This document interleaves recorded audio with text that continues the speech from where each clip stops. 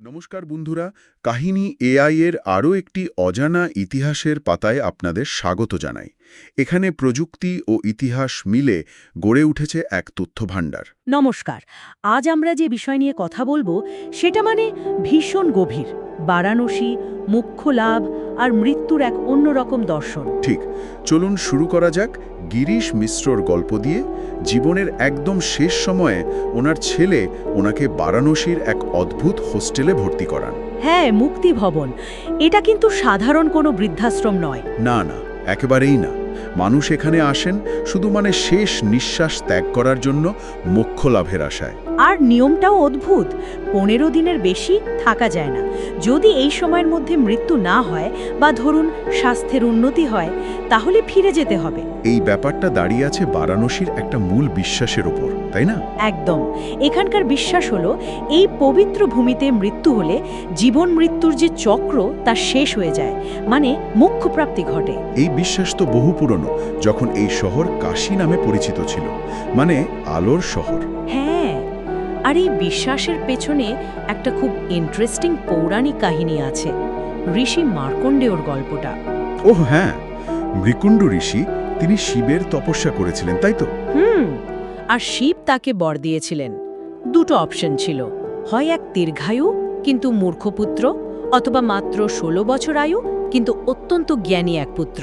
আর উনি বেছে নিলেন জ্ঞানী পুত্রকে, যার নাম হলো মার্কণ্ডেয়। মার্কণ্ডেয় তো অল্প বয়সেই বেদ শাস্ত্রে বিশাল পারদর্শী হয়ে উঠেছিলেন, আর ছিলেন পরম শিব ভক্ত। ঠিক, উনি জানতেন ওনার আয়ু মাত্র 16 বছর, তাই ওনার 16তম জন্মদিনে মৃত্যুর নির্দিষ্ট দিনে উনি গভীর ধ্যানে মগ্ন ছিলেন, একটা শিবলিঙ্গকে জড়িয়ে ধরে। আর তখনই যমদূত এলেন তাকে নিতে। হ্যাঁ, কিন্তু মার্কণ্ডেয়র ওই ভক্তি, ওই একাগ্রতা দেখে তারা ব্যর্থ হলো। তখন স্বয়ং যমরাজ এলেন। যমরাজ নিজে? তারপর? যমরাজ যখন তার পাশ ওই দড়ি বা ফাঁস মার্কণ্ডেয়র দিকে ছুড়লেন, সেটা মার্কণ্ডেয়কে তো জড়ালোই, সাথে সাথে ওই শিবলিঙ্গকেও জড়িয়ে ফেলল। আরে বাস! আর এটা দেখেই শিব ভীষণ অত্যন্ত ক্রুদ্ধ হলেন। নিজের ভক্তের এই অপমান, তিনি রুদ্র মূর্তিতে আবির্ভূত হলেন। আর ত্রিশূল দিয়ে? হ্যাঁ, ত্রিশূলের এক আঘাতে যমরাজকে হত্যা করলেন। ভাবুন একবার, ভক্তের জন্য স্বয়ং মৃত্যুদেবী পরাজিত হলেন। কিন্তু এর ফল তো ভালো হলো না, তাই না? যমরাজের মৃত্যুতে পৃথিবীতে তো বিশাল সমস্যা তৈরি হলো। সাংঘাতিক অবস্থা। জীবন মৃত্যুর যে স্বাভাবিক ভারসাম্য, সেটাই নষ্ট হয়ে গেল। পৃথিবীতে মৃত্যু থেমে গেল। পাপী তাপী সবার সংখ্যা বাড়তে থাকলো, একটা চরম বিশৃঙ্খলা। তখন দেবতারা নিশ্চয়ই খুব চিন্তিত হয়ে পড়লেন। হ্যাঁ, সকলে মিলে শিবের কাছে গেলেন, যমরাজকে আবার জীবিত করার জন্য অনুরোধ করলেন। শিব কি রাজি হলেন? তবে দুটো শর্তে। প্রথম শর্ত, তার ভক্ত মার্কণ্ডেয়র কোনো ক্ষতি হবে না, তিনি চিরঞ্জীবী হবেন। আচ্ছা, আর দ্বিতীয় শর্ত? দ্বিতীয় শর্ত, যমরাজ বা তার কোনো দূত কখনো কাশীতে প্রবেশ করতে পারবে না। ওহো, এই কারণে, এই জন্যই কাশীতে মৃত্যু মোক্ষ, কারণ সেখানে যমের কোনো অধিকারই নেই। ঠিক, ঠিক বিশ্বাসটাই প্রচলিত হলো যে কাশীতে দেহত্যাগ করলে আত্মা সরাসরি শিবের কৃপা লাভ করে, যমলোকে যেতে হয় না, জন্ম মৃত্যুর চক্র থেকে মুক্তি। কিন্তু একটা প্রশ্ন আসছে মনে, কলিযুগে এই সময়ে যখন চারপাশে এত অধর্ম, তখন তো মানুষ এই বিশ্বাসের সুযোগ নিতে পারে। ঠিক, এই সমস্যাটাই দেখা দিল। কিছু পাপী ব্যক্তি ভাবতে শুরু করলো, জীবনে যত খুশি কুকর্ম করি, শেষ বয়সে কাশীতে গিয়ে মরলেই তো সব পাপ ধুয়ে যাবে, মোক্ষ তো বাধা। তার কাশীতে পাপীদের আনাগোনা বেড়ে গেল। হ্যাঁ, বাড়তে লাগলো। পৃথিবীতে অনাচারও বাড়ল। সবাই ভাবে কাশীতে গেলেই তো মুক্তি। এই পরিস্থিতি সামলাতেই কি তাহলে কালভৈরবের আগমন, শিবের সেই উগ্র রূপ? একদম ঠিক।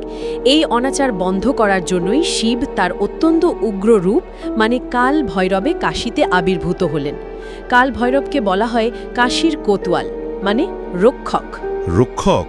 তাহলে তিনি পাপীদের শাস্তি দেন। ব্যাপারটা একটু অন্যরকম।